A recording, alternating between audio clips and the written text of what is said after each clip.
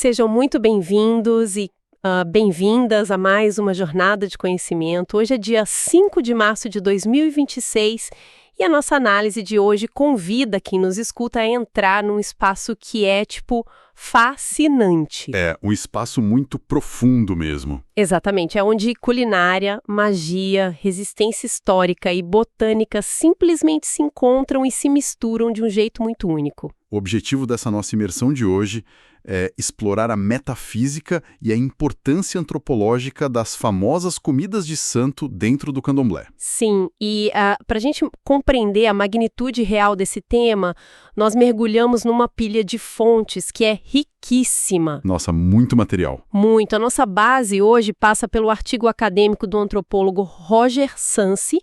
Ele discute milagres, patrimônio e rituais no candomblé. Tem também um artigo de revisão maravilhoso chamado A Cozinha do Sagrado. E que detalha muito aquela parte da etnobotânica, né? Isso, a etnobotânica dessas práticas. E, claro, não dava para deixar de fora a vasta bibliografia do antropólogo Raul Lodge, focando especialmente na etnografia que ele fez sobre o dendezeiro. E a missão dessa nossa imersão é desvendar como o ato de cozinhar, nesse contexto todo, transcende totalmente aquela função biológica básica, sabe? De só colocar calorias para dentro do corpo humano. Sim, vai muito além da nutrição. Muito além. Aqui, a culinária é uma tecnologia ritual complexa, é um sistema de comunicação ininterrupto entre o mundo material, que no candomblé a gente chama de Aie, e o mundo espiritual. O Orum. O Orum, exatamente. Ok, vamos desempacotar isso. Para começar, a gente precisa quebrar uma visão que é muito ocidental. No candomblé, a divindade não é tipo um senhor de barba branca, sentado numa nuvem, distante das coisas. Longe de tudo, né? Pois é uma força viva. Uma energia que está ali no terreiro, que habita os corpos das pessoas e que, por incrível que pareça para quem vê de fora, sente fome. A divindade também come. E essa é a premissa fundamental de tudo que a gente vai falar. Se a gente não entender isso logo de cara, nada mais faz sentido nas fontes. E para explicar o porquê da divindade comer, a gente precisa falar sobre o conceito de axé. O famoso axé? Sim. O axé é a força vital dinâmica. É o que sustenta absolutamente tudo. É o princípio que faz as coisas acontecerem no cosmos, sabe?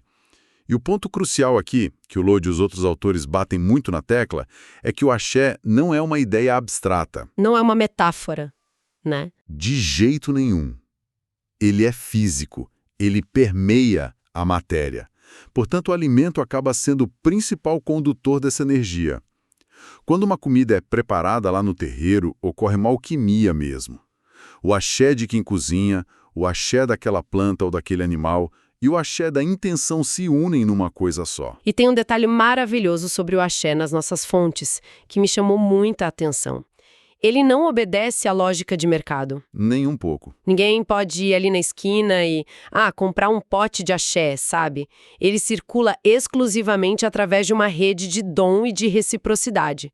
É quase como se fosse uma moeda cósmica. Uma moeda cósmica, exato. E é uma economia totalmente baseada nessa troca contínua. Quando uma oferenda é feita, quando um prato de comida é oferecido a um orixá, aquilo não é só feijão ou milho, entende? Aquilo materializa o tempo da pessoa, a intenção e todo o axé de quem preparou aquilo. Espera, mas isso me gera uma dúvida, lendo o material. Se o axé é passado adiante dessa forma de doação, como é que fica a questão do segredo? Porque a gente sabe que os terreiros guardam essas receitas sagradas a 7 chaves. Como você pega algo tão valioso, ensina para outra pessoa e ainda assim não perde a essência ou o controle da linhagem? O que é fascinante aqui é como isso ilustra perfeitamente um conceito antropológico que a pesquisadora Annette Wiener desenvolveu. Ela chama isso de posses inalienáveis. É o paradoxo de manter enquanto se dá. Manter enquanto se dá. Isso. Pensa na dinâmica do terreiro. Tem a mãe de santo, que guarda aquele conhecimento ancestral gigantesco. Quando ela decide ensinar uma receita sagrada, que é cheia de preceitos e detalhes, para uma iniciada mais jovem, tecnicamente, ela está doando esse conhecimento. Ela está expandindo o axé daquela família ritual. Sim, a receita passou para outra pessoa, Mas, ao mesmo tempo, mas ao mesmo tempo ela não perde isso. exatamente por causa de todas as regras estritas e da hierarquia, ao passar esse segredo, ela reforça a autoridade da casa original. A essência da linhagem fica intacta, o poder continua sendo da origem. Nossa, é muito elegante isso. Demais. A filha de santo aprende, recebe o axé, mas ela sabe de onde aquilo veio. É assim que a tradição cresce sem se descaracterizar. É brilhante. E aí nas leituras a gente esbarra numa palavra que é meio difícil, consubstancialidade. Mas pelo que eu entendi, significa que através do paladar, o sagrado e o profano se fundem. Como isso acontece na prática? Imagina que o alimento foi preparado com todos os preceitos, oferecido à divindade, e depois ele é compartilhado com a comunidade. Nesse exato momento do paladar, da mastigação, a pessoa está ingerindo a mesma substância vital do sagrado. Caramba! A fronteira entre o devoto e o orixá simplesmente desaparece ali. A comida e o devoto se tornam um só axé. Você se torna um pedaço da natureza. Uau! Bom, sendo assim, o lugar onde essa mágica toda acontece não pode ser qualquer lugar, né? Com certeza não. A cozinha de um terreiro tem normas de conduta que, lendo as fontes, eu fiquei chocada. Elas rivalizam com as regras do próprio altar sagrado, o peje. É um espaço de sacralidade extrema. A cozinha é um altar. Mas quem governa tudo isso? Porque imagino que não é qualquer pessoa que pode entrar lá e começar a refogar os ingredientes. De jeito nenhum. É aí que a gente introduz a figura da Iabacê. Ela é a sacerdotissa da cozinha. E o papel dela é profundamente sacerdotal mesmo. Não adianta só saber fazer uma comida gostosa para o almoço de domingo. Ela precisa ter a mão de axé. A mão de axé. E o que é isso? É tipo técnica de culinária? Não tem a ver com técnica. A mão de axé é uma qualidade espiritual intrínseca. É o que garante que aquele alimento que ela manipular vai ser de fato aceito pela divindade, lá no Orum. Entendi. Se a pessoa não tiver a mão de axé, a comida pode ser deliciosa para o paladar humano, mas espiritualmente ela está vazia. A divindade não come. E os preceitos que a Iabacê e a equipe dela precisam seguir são muito rígidos. Eu vi muita menção ao resguardo. Como funciona essa preparação? O resguardo é um estado de pureza prévia. Antes mesmo de acender o fogão, a cozinheira precisa se abster de relações sexuais, de bebidas e de certas comidas. O corpo dela tem que estar limpo para não contaminar a energia do prato.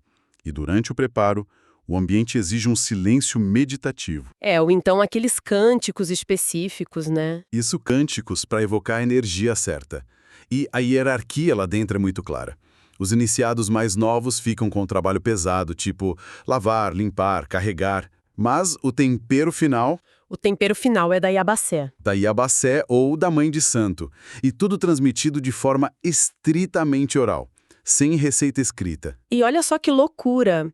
Se a gente pensar nisso tudo que você falou, de roupas limpas, silêncio absoluto para não cair nada na comida, pureza extrema, isso garante uma extrema higiene e segurança alimentar. Sim, total. É um sistema de vigilância sanitária perfeito que existe há séculos, baseado em requisitos puramente rituais. É a sabedoria prática e espiritual caminhando juntas, sem distinção. E isso fica ainda mais claro quando a gente olha para a botânica da coisa toda. É aqui que a coisa fica realmente interessante, porque a gente chega na obra do Raul Lodge e na etnografia do dendezeiro, a palmeira do dendê. Por que esse azeite é tão protagonista? O azeite de dendê, o Elais guineensis, ele é compreendido como o sangue vegetal. Sangue vegetal. Ele anima os rituais. Ele não serve só para dar cor ou fritar. Ele tem o poder de aquecer, de mobilizar e fazer o axé circular. Ele tira as coisas da inércia. E aí a gente entra num ponto da história que é muito denso e fascinante. Com a vinda forçada dos africanos para o Brasil como escravizados, eles passaram por um apagamento geográfico total. Ficaram sem a flora original deles. Como a estrutura dessa culinária sobreviveu sem os ingredientes originais da África? Esse é um dos maiores feitos de resistência intelectual que existe. Eles precisaram fazer uma verdadeira invenção da natureza aqui no Brasil. Invenção da natureza. Se não tinha o iame africano específico ou uma certa folha, Eles procuraram na flora brasileira substitutos que tivessem a mesma textura, cor e, principalmente, a mesma energia. E aí entra o feijão fradinho, o uso adaptado de vários ingredientes locais para manter os rituais vivos, certo? Exato. Eles ressignificaram a botânica para que os orixás continuassem comendo. E isso gerou uma taxonomia muito complexa do paladar. Cada orixá tem o seu cardápio bem definido. Nossa, e lendo as fontes, essa lista do cardápio divino é incrível. Me explica um pouco do que cada um come. Por exemplo, Exu. Exu é o mensageiro, o dono dos caminhos. Então ele sempre come primeiro. A comida clássica dele é o padê.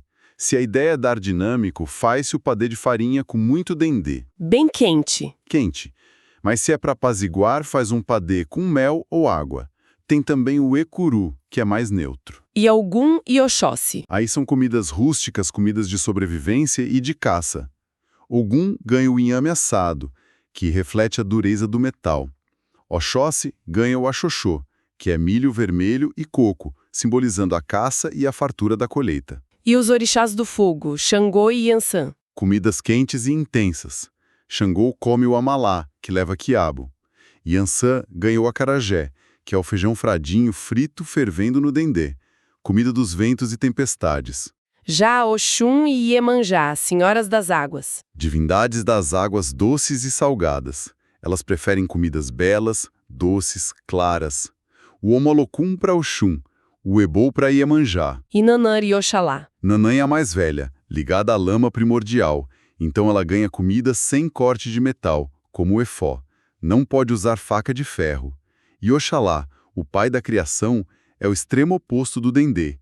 Ele exige pureza total. O ebô de canjica branca. Isso, feito só com água. Zero sal, zero dendê. Tem muito a ver com as cores também, né? O Lodge fala muito da estética das cores nessa taxonomia. Sim, o universo cromático é fundamental. Tem o branco, que é o fum-fum, ligado à calma e ancestralidade de Oxalá. O vermelho, o pupá, que é a ação, a transformação, o dendê. E o escuro, o dudu, que é o mistério, a terra. A cor do prato já comunica com o orixá. É impressionante, mas olha, essa cultura alimentar é tão poderosa que ela rompeu os muros dos terreiros e virou parte da nossa identidade. Tipo o terreiro Casa Branca, que foi tombado em 1984, e o ofício das baianas de acarajé reconhecido pelo IFAM. Se conectarmos isso ao panorama mais amplo, a gente percebe que o acarajé sendo vendido na rua não é só uma comida de Yansan e disponível para o público. É um ato de resistência econômica e cultural brutal. Sobrevivência pura. É a preservação da memória contra a descaracterização através da venda daquela comida sagrada. Mas as fontes trazem um contraponto muito interessante sobre essa questão do patrimônio. O Roger Sansi fala sobre o sagrado construído, iniciado com anos de preceitos, versus o sagrado que é simplesmente encontrado. Ele cita a história da Madalena. O que foi isso? A história da Madalena é fantástica. Ela mostra que, além de toda essa estrutura rígida que a gente descreveu, o candomblé tem espaço para revelação contínua. A Madalena era uma menina de 7 anos que achou uma cobra perto de uma cachoeira. 7 anos de idade e ela não tinha passado por iniciação nenhuma, né? Nenhuma. Ela simplesmente foi possuída por um caboclo ali mesmo. A força da natureza escolheu a menina. Então as entidades não são apenas feitas pelos humanos no terreiro. Elas também são dadas espontaneamente. Como os milagres que o Sansi menciona, tipo as fontes de água de São Roque ou rituais lá da mata. Isso, a Inquita e a Maionga, onde os iniciados entram na mata ou na água e voltam com uma pedra, uma folha, um emblema divino recolhido ali na hora. O sagrado simplesmente se manifesta na natureza. E isso é muito doido porque essa naturalização do sagrado foge muito das políticas de patrimônio oficiais, que gostam de coisas bem documentadas e padronizadas. Pois é, mas para a experiência religiosa vivida pelas pessoas, esse sagrado encontrado é vital. Então, o que tudo isso significa no fim das contas? Juntando os preceitos rigorosos da cozinha com a espontaneidade da natureza, qual é o papel ético da comida nisso tudo? O papel ético é garantir que nada se desperdice. O sacrifício é feito, a energia e as partes sagradas vão para o Orum, mas a comida física fica. E ela é redistribuída. É uma soberania alimentar na prática. Exato. O terreiro funciona como um polo de redistribuição de recursos materiais e espirituais para a comunidade. Ninguém passa fome onde tem axé. Para resumir tudo para quem está acompanhando a gente, a comida no candomblé pelas nossas fontes não é uma receita. É a prova da sobrevivência intelectual, teológica e botânica de um povo. Um povo que reconstruiu seu próprio mundo num solo totalmente estrangeiro, e eles fizeram isso pelo paladar. É uma sabedoria imensa. E isso mostra a importância urgente de proteger os terreiros e a natureza, os dendezeiros, as águas, as matas, porque sem a natureza viva, o axé não tem de onde vir. O terreiro precisa da folha e da água limpa. Isso levanta uma questão importante. Qual? O fato de que essa resistência e esse conhecimento profundo foram preservados não em documentos oficiais de Estado, mas dentro das panelas, no ambiente da cozinha, através da memória e das mãos das mulheres. Nossa, sim. E isso me deixa com um pensamento final muito provocativo para quem está ouvindo a nossa análise hoje. Pensem um pouco nisso. Se um sistema religioso tão denso e perseguido conseguiu guardar a sua história inteira, a sua filosofia e o seu poder, não em grandes livros, mas através da memória de mulheres nas cozinhas, quais conhecimentos ancestrais, regras éticas ou memórias esquecíveis podem estar, neste exato momento, secretamente codificados nos cadernos de receitas antigos da sua própria família? O que será que está esperando para ser decifrado naquela receita de bolo ou de sopa que passa de geração em geração? Fica a reflexão. Fica a reflexão. Muito obrigada a todos que ficaram com a gente. Até a próxima imersão.